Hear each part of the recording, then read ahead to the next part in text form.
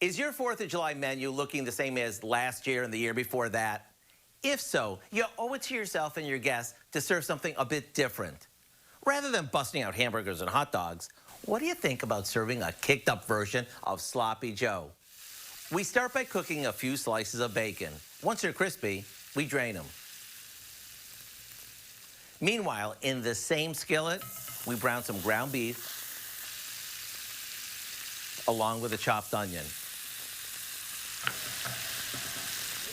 Sautéing the meat and onions in the bacon drippings gives this lots of flavor. Now we add in the bacon that we've crumbled, along with some barbecue sauce and a little salt and pepper.